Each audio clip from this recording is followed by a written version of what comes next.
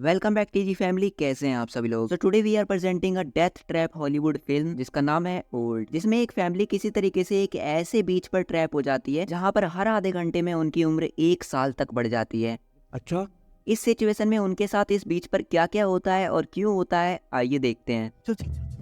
कहानी की शुरुआत में हमें एक गाड़ी में एक फैमिली को दिखाया जाता है जिसमें हस्बैंड का नाम गाय और उसकी वाइफ का नाम ब्रिस्का है। दरअसल इन दोनों मियाँ बीवी का डाइवोर्स होने वाला है, इसलिए ये डाइवोर्स से पहले अपने दोनों छोटे बच्चों को एक आखिरी फैमिली ट्रिप पर ले जा रहे हैं। इनके बच्चों का नाम मैडॉक्स और ट्रेंट होता है। ये सब के सब एक रिजॉर्ट पे पहुंचते हैं जहाँ वेलकम के तौर पे इन्हें एक स्पेशल ड्रिंक पिलाई जाती है। कुछ देर बाद ये यहाँ पर एक फैमिली से मिलते हैं जिसमें वाइफ का नाम क्रिस्टल होता है और उसका हस्बैंड एक सर्जन है और ये भी अपने बच्चों के साथ इस ट्रिप को एंजॉय करने आए। अब जब सबके सब यहाँ पर बैठ के बातें कर ही रहे होते हैं कि तभी रिजॉर्ट का मैनेजर इनके पास आता है और इन्हें सजेस्ट करने लगता है कि यहाँ पास ही में एक बहुत ही खूबसूरत बीच है, आप सभी को एक बार उस बीच पे जाना चाहिए। अब यहाँ पर रिजॉर्ट का जो ये मैनेजर है उसके साथ उसका एक नेफ्यू भी रहता है जिससे मैडॉक्स और ट्रेंट की दोस्ती हो जाती है और ये आपस में मिलकर एक मैसेज रिकॉर्डिंग का गेम भी खेलते हैं और अगले ही दिन ये सब मिलकर उस बीच के लिए निकल जाते हैं। कुछ ही देर में इनकी गाड़ी घने जंगलों से होते हुए उस बीच पर पहुंच जाती है जो कि देखने में बहुत ही खूबसूरत होता है। यहाँ पर पहुंचने के बाद ये सभी लोग बहुत ही ज्यादा खुश होते हैं और इनके अलावा यहाँ पर एक कपल भी पहले से मौजूद होता है। खैर अब सब लोग अपने बैठने की जगह बनाते हैं और कुछ ही देर बाद इन्हें बहुत सारी चीजें मिलना शुरू हो जाती हैं जिसे देखकर ये सभी लोग तनाव में आ जाते हैं। वो सोचते हैं कि अगर लोग यहाँ पर पहले आए थे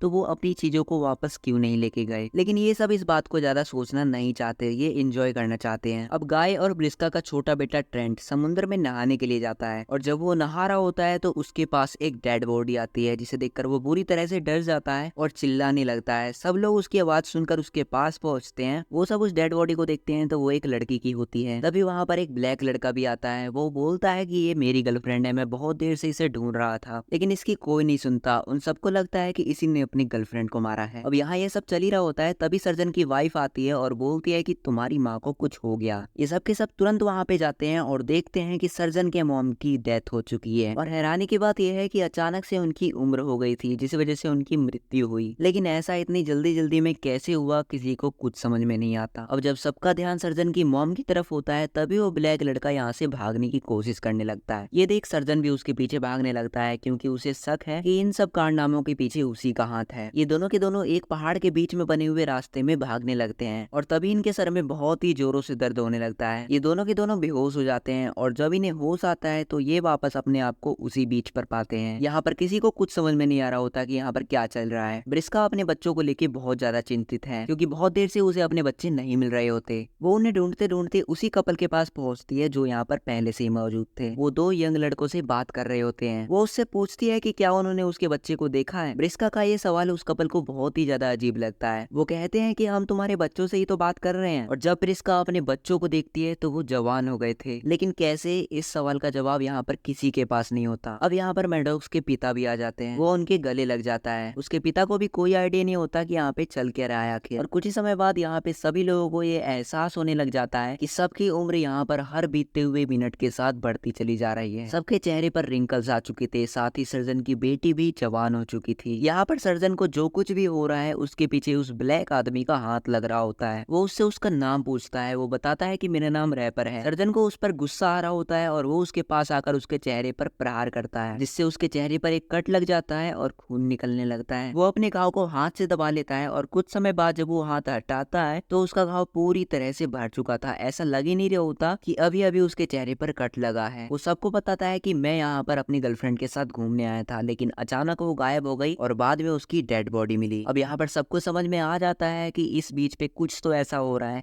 जो कि नॉर्मल नहीं है। ये कैलकुलेशन लगाना शुरू करते हैं और इन्हें समझ में आ जाता है कि इस बीच पे बीतने वाला हर एक आधा घंटा पूरे 1 साल के बराबर है और अगर ये सब 24 घंटे के अंदर यहाँ से नहीं निकले तो इन सब की उम्र 48 साल ज्यादा हो जाएगी, जिससे सभी की मौत हो जाएगी। अब ये सभी के सभी यहाँ से निकलना चाहते हैं लेकिन किसी को नहीं पता कि यहाँ से कैसे निकला जाए और तभी ब्रिस्का के पेट में दर्द होना शुरू हो जाता है। वो बेहोश हो जाती है। सर्जन उसे चेक करता है और कहता है कि इसके पेट में कुछ न कुछ तो गड़बड़ है। वो अपनी जेब से नाइफ निकालता है और ब्रिस्का के पेट पे चीरा लगाने लगता है, लेकिन जैसे ही वो थोड़ा सा कट करता है उसके घाव इंस्टेंटली भर जाते हैं हैं और वो पहले की तरह नॉर्मल हो जाता है। इसलिए अब जब वो चीरा लगाता है तो सभी लोग उसके पेट को पकड़ के पुल करते हैं, जिसके बाद सर्जन उसके पेट से एक स्टोन निकालता है और इसके जस्ट बाद वो घाव भर जाता है और वो तुरंत ही होश में भी आ जाती है। अब यहाँ पर जो ब्लैक लड़का होता है जिसकी गर्लफ्रेंड मर गई होती है, वो एक बार अपनी गर्लफ्रेंड की डेड बॉडी को देखने जाता है, पर जब वो उसे पास जाकर देखता है वो बुरी तरह से हैरान हो जाता है क्योंकि उसकी गर्लफ्रेंड की बॉडी अब एक स्केलेटन में बदल चुकी होती है। ये सब देखकर ये लोग हिसाब लगाने लगते हैं कि एक डेड बॉडी को स्केलेटन में बदलने के लिए कम से कम 7 साल लगते हैं, यानी कि इन्हें यहाँ पर आए हुए 3.5 घंटे हो चुके हैं और इनकी उम्र 7 साल तक बढ़ चुकी है। दूसरी तरफ हमें ट्रेंट को दिखाया जाता है जो सर्जन की बेटी को एक टेंट में ले गया था और जब ये दोनों बाहर आते हैं तो सर्जन की बेटी प्रेग्नेंट होती है और कुछ ही देर बाद वो एक बच्चे को जन्म भी दे देती है। यहाँ पर सब कुछ बहुत तेजी से बीत रहा था। सर्जन उस ब्लैक लड़की को मार देता है क्योंकि बहुत देर से उसे उस पर शक हो रहा था। साथ ही सर्जन की बेटी ने जिस बच्चे को जन्म दिया था उसकी भी मौत हो जाती है और कुछ ही देर बाद इस बीच पे जो कपल पहले से मौजूद था उसमें जो मेल होता है उसकी डेड बॉडी समुद्र में तैरती हुई मिलती है और ठीक इसके बाद उसकी वाइफ को दौरा पड़ता है जिससे उसकी भी मौत हो जाती है। सर्जन की बेटी यहाँ से कैसे भी करके निकलना चाहती है, इसलिए वो चट्टान की चढ़ाई करना शुरू कर देती है,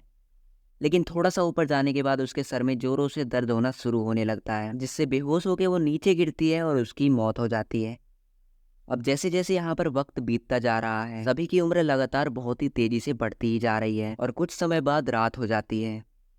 रात को सर्जन जो अपने दिमाग से कंट्रोल खो चुका है वो अचानक से ब्रिस्का के हस्बैंड पर अटैक कर देता है। ब्रिस्का अपने हस्बैंड की मदद करती है। ये सब के सब यहाँ पर आपस में लड़ते हुए घायल हो जाते हैं। इसके बाद ये सब एक केव में जाते हैं जहाँ पर सर्जन की वाइफ पहले से होती है, लेकिन अब वो बहुत ज्यादा बीमार है इसलिए उसकी भी मृत्यु हो जाती है और सुबह दिखाया जाता है कि ये सब के सब मारे जा चुके हैं। बस यहाँ पर मैडॉक और उसका भाई ट्रेंट बचे हुए हैं। इन्हें समझ नहीं आ रहा होता कि यहाँ से कैसे निकलना चाहिए। तभी वो देखते हैं कि इनके पास वो पेपर अभी भी होता है जिस पेपर पर ये रिजॉर्ट के मैनेजर के नेफ्यू के साथ एक गेम खेल रहे थे। इस पेपर में एक कोडेड मैसेज होता है और ये उस मैसेज को पढ़ने की कोशिश करने लगते हैं जिससे इन्हें समझ में आ जाता है कि इस बीच से बाहर निकलने का सिर्फ एक ही रास्ता है। इन्हें समुद्र की गहराइयों से होते हुए जाना होगा। मात्र यही एक रास्ता है जहाँ से ये बिना बेहोश हुए निकल सकते हैं, क्योंकि अब तक इन्होंने जहाँ से भी निकलने की कोशिश की थी वहाँ पे इनका सर दर्द होना स्टार्ट हो जा रहा था और ये बेहोश हो जा रहे थे। और अब ये दोनों भाई बहन समुद्र में कूद जाते हैं और उसकी गहराइयों में जाते हैं, लेकिन तभी मैडॉक्स के कपड़े एक पौधे में फंस जाते हैं और इन दोनों का पानी से बाहर निकलना मुश्किल हो जाता है। वहीं दूर पहाड़ी की चट्टान पर एक आदमी को दिखाया जाता है जो इन सब को दूरबीन से देख रहा होता है, लेकिन जब वहाँ पे कोई नहीं बचा हुआ होता तो वो उस रिजॉर्ट में आ जाता है जहाँ पर हम एक बहुत बड़ी लैब को देखते हैं। वो रिजॉर्ट के मैनेजर को बताता है कि सारे लोग मारे जा चुके हैं। दरअसल यहाँ पर मेडिकल का एक एक्सपेरिमेंट चल रहा होता है। याद है जब सभी गेस्ट रिजॉर्ट में पहली बार आए थे तो उन्हें एक वेलकम ड्रिंक पिलाया गया था और उसी ड्रिंक में वो मेडिटेशन मिलाई हुई थी। लोगों की जो जल्दी जल्दी एज बढ़ रही थी, उन्हें बीमारी हो रही थी या फिर उनकी घाव इंस्टेंटली भर जा रहे थे, उनका उस बीच से कोई लेना देना नहीं था, बल्कि उनका डायरेक्ट कनेक्शन उस मेडिकेशन से जुड़ा हुआ था जो उन्हें वेलकम ड्रिंक में मिलाकर पिलाई गई थी। अगर ये सारा कुछ एक्सपेरिमेंट गवर्नमेंट की इजाजत से करते तो इन्हें ये करने में बहुत टाइम लग जाता, लेकिन यहाँ के जो रिसर्चर्स होते हैं वो रिजॉर्ट में आए हुए गेस्ट पर अपना एक्सपेरिमेंट करके सालों का काम एक ही दिन में कर देते हैं और अभी तक वो ऐसा 73 बार कर चुके हैं। और अब जब उन्हें पता चल गया है कि आखिरी ग्रुप भी खत्म हो चुका है तो अब वो फिर से नए आने वाले गेस्ट पर दोबारा से उस एक्सपेरिमेंट को करके टेस्ट करना चाहते हैं। और तभी यहाँ पर दिखाया जाता है कि कुछ और गेस्ट आते हैं। वेटरेस उनके पास वेलकम के तौर पर उसी स्पेशल ड्रिंक को लेके जाती है, लेकिन इससे पहले कि वो गेस्ट को ड्रिंक देती कोई इससे टकरा जाता है और ड्रिंक गिर जाती है। ये कोई और नहीं बल्कि मैडॉक्स और उसका भाई ही होता है जिनकी उम्र बहुत ज्यादा बढ़ चुकी है। दरअसल जब ये समुद्र की गहराइयों में गए थे और मैडॉक्स के कपड़े फंस गए थे तो उसके भाई ने कैसे न कैसे करके उसके कपड़ों को छुड़ाया और उसके बाद ये नीचे से ही होते हुए दूसरी तरफ निकल गए थे। तभी ऊपर से एक हेलीकॉप्टर गुजर रहा था। उन्होंने इन दोनों को रेस्क्यू कर लिया था और इन दोनों की जान बचा ली थी। हालांकि अब इनकी उम्र इतनी ज्यादा बढ़ चुकी है कि कोई इन्हें पहचान नहीं सकता। इसीलिए ये रिजॉर्ट के मैनेजर के नेफ्यू के पास जाते हैं जिसने इन दोनों को एक सीक्रेट मैसेज दिया था। वो ये मैसेज उसे दिखाते हैं और डिसाइड करते हैं कि वो इसे लेकर पुलिस स्टेशन जाएंगे और वहाँ पे पुलिस को इसकी सारी सच्चाई बताएंगे और साथ ही ये भी कि हर दिन यहाँ से बहुत सारे गेस्ट गायब हुए हैं। और इसके बाद वो अपने घर अपनी आंट के पास चले जाएंगे। पता नहीं उनकी आंट भी इन्हें पहचानेगी भी नहीं। बाय द वे ये मूवी यहीं पे एंड हो जाती है। तो कैसी लगी आपको ये मूवी और मेरी एक्सप्लेनेशन? उम्मीद करता हूँ कि पसंद ही आई होगी। अगर हाँ तो प्लीज इस वीडियो को लाइक करना और चैनल को सब्सक्राइब करके बगल वाले बेल आइकन को ऑल पे सिलेक्ट करना मत भूलना। प्लीज यार कर लेना, अपना भी 10K का सपना पूरा होने वाला है। तो मिलते हैं अब नेक्स्ट वीडियो में किसी और मूवी के साथ। तब तक के लिए family till then take care, love you.